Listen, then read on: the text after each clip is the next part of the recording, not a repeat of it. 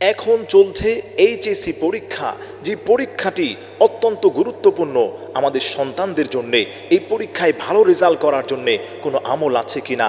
ওই ভালো রেজাল্ট করার জন্যে 1 নম্বর আমল হলো, যারা পরীক্ষা দিবে তাদের কাছে আমি বলতে চাই, আপনি পরীক্ষার হলে প্রবেশ করার পূর্বে, পরীক্ষার হলে যখনই প্রবেশ করবেন ওই সময় আপনি 7 বার যে কোনো দুরূদ শরীফ পড়বেন। 7 বার দুরূদ শরীফ পড়ার পরে পবিত্র কোরআনুল কারীমের একটি আয়াত আছে, রব্বি জিদনি ইলমা, রব্বি ইয়াসসির ওয়ালা তুআসসির, রব্বি ইশরাহ লি সাদরি ওয়া ইয়াসসির লি আমরি ওয়াহলুল উকদাতাম মিন লিসানি রব্বি জিদনি ইলমা। হে রব, আপনি আমার জ্ঞানকে বৃদ্ধি করে দেন, আমার এলেমে আপনি বরকত বাড়িয়ে দেন। আপনি যদি এই আমলটা বেশি করতে পারেন এবং এই আমলটা করার পরে 3 বার পড়বেন এটা, এরপরে 7 বার আবার যে কোনো দুরূদ শরীফ পড়বেন।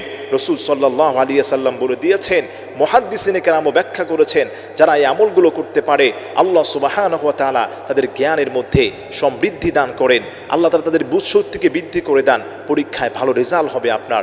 এজন্য আমাদের যাদের ছেলে সন্তান মেয়ে সন্তানরা পরীক্ষা দিচ্ছে, আমি আবারও রিপিট করছি, আপনি 7 বার যে কোনো দুরূদ শরীফ পড়বেন, এরপরে রব্বি জিদনি ইলমা কোরআনের এই আয়াতটা পড়বেন 3 বার, এরপরে আবার 7 বার যে কোনো দুরূদ শরীফ পড়ে পরীক্ষার হলে যদি আপনি প্রবেশ করতে চান, আল্লাহ সুবহানাহু ওয়া তাআলা চাইতো আপনার পরীক্ষায় ভালো রেজাল্ট আল্লাহ তাআলা দান করবেন। আল্লাহ তাআলা আমাদের সবাইকে কোরআন এই আমলটি করার তৌফিক দান করেন।